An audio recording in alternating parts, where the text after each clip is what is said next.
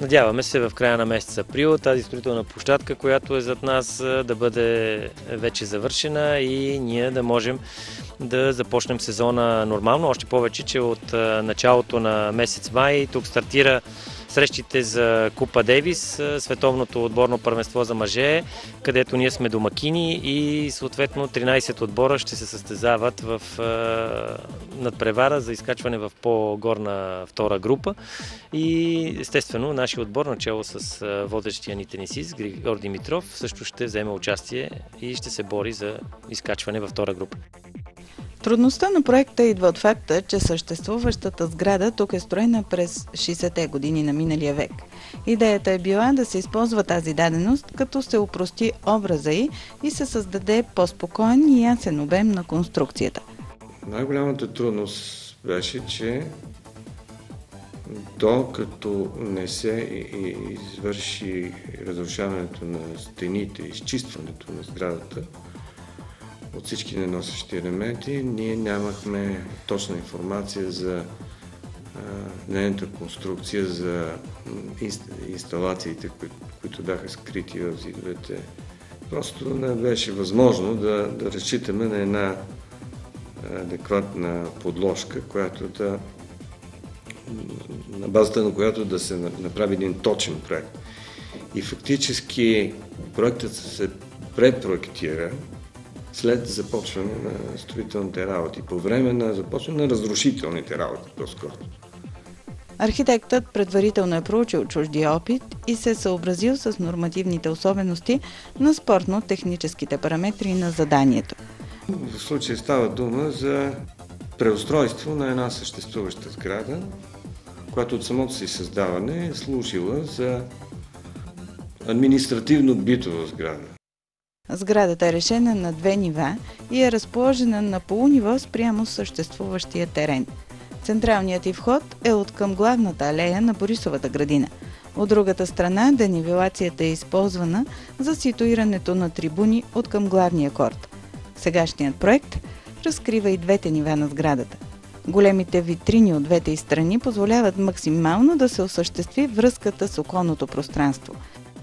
Тук в Борисова градина нямаме много възможности да импровизираме, но всичко това бе съобразено от архитекти и проектанти, така че сградата да изглежда по нов, по-привлекателен начин и в същото време да запазим основните конструкции, които сме заварили така или иначе, защото тази сграда е на повече от 50 години, нуждаеше се от основен ремонт и ние го правиме в този момент.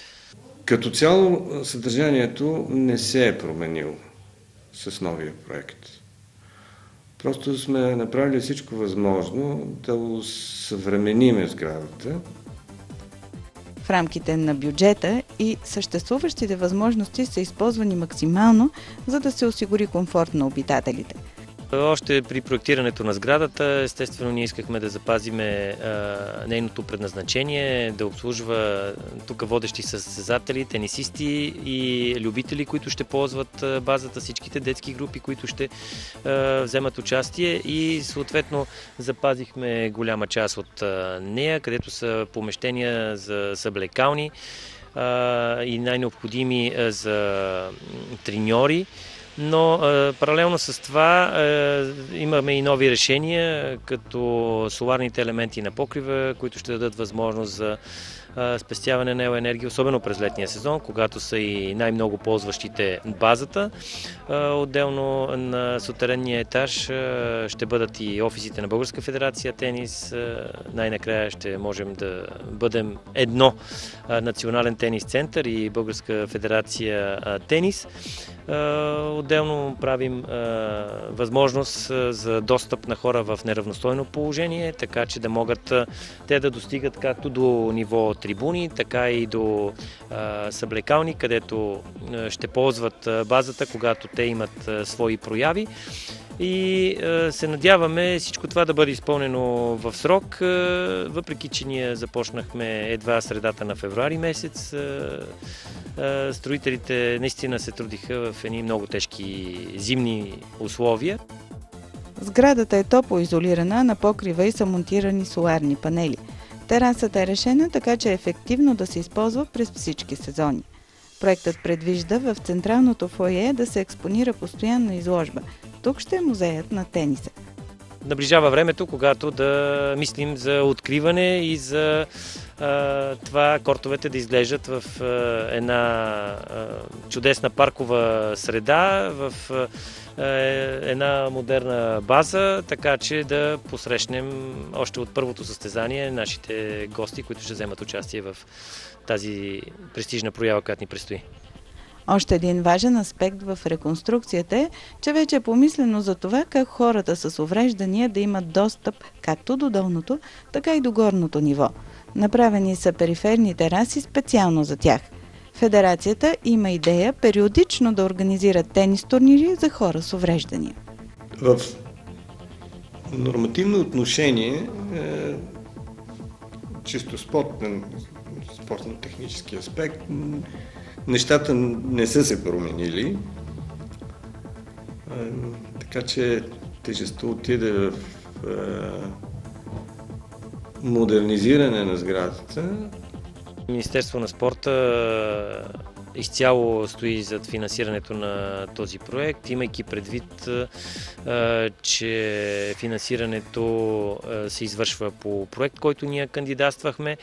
И в тази връзка естествено трябва да благодарим, както и на строителите, може би, които в много къси срокове се справят с така отговорната задача. Надявам се всичко да бъде наред и да можем да прережем лентата на време, както се казва. София също има забележителни места, с които можем да се гордеем. Един такъв пример е Националният тенис център в Борисовата градина.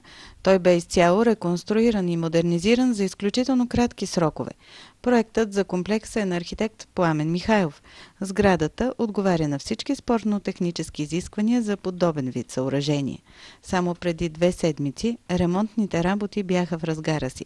Ето какво тогава каза пред камерата на архитектурен магазин изпълнителният директор на центъра господин Георги Дончев. Надяваме се в края на месец април тази строителна площадка, която е зад нас, да бъде вече завършена и ние да можем да започнем сезона нормално. Още повече, че от началото на месец май тук стартира срещите за Купа Дейвис, световното отборно първенство за мъже, и се надяваме всичко това да бъде изпълнено в срок, въпреки че ние започнахме едва средата на февруари месец.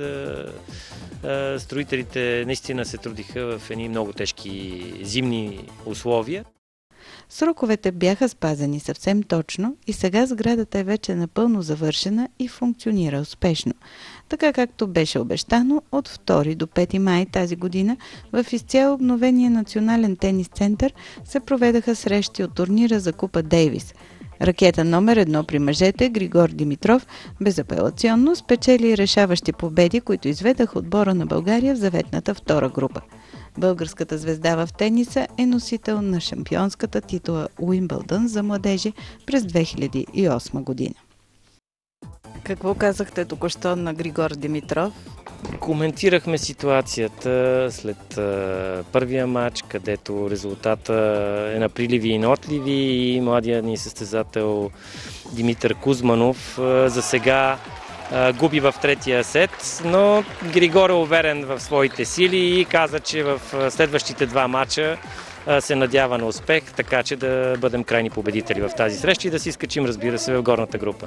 Вече сме в полуфиналните срещи и се радваме на хубаво време, на много публика и на завършена сграда, защото знам, че вас това ви интересува.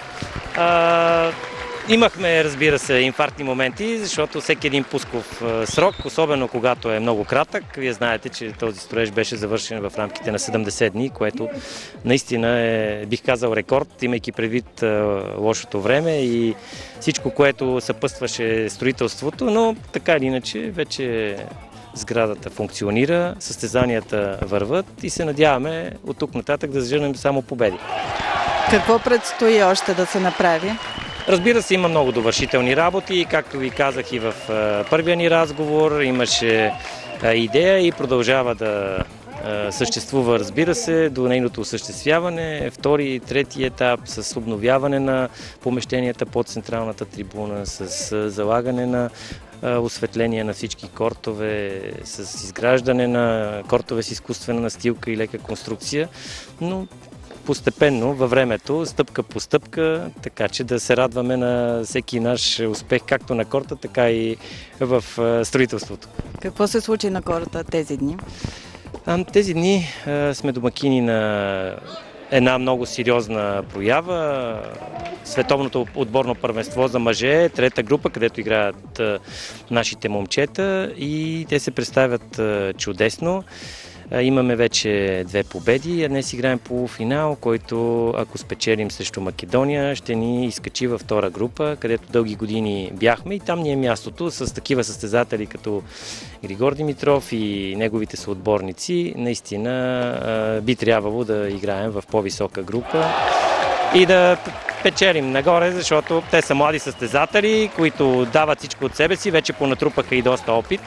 И се надяваме на добра игра от тяхна страна. Виждате ли някакви други прояви тук да се организират? Да, съпътстващи арт прояви, защото мястото наистина е чудесно и го позволява, като вернисажи, като джаз на открито и други, които няма да издавам тайни. Разбира се, идеята за музея, която споменахме в разговора миналия път.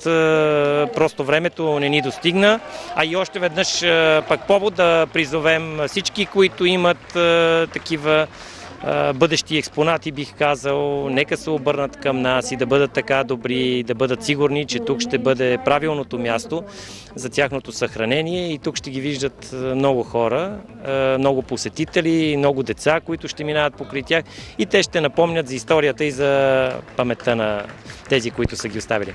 Какво ще се случи с плажния тенис това лято? Плажният тенис, благодаря, че ми задавате този въпрос, защото след като миналата година бяхме домакини на Европейско първенство, бяхме високо оценени от Международната федерация и през тази ни гласуваха доверие да приемем световното първенство.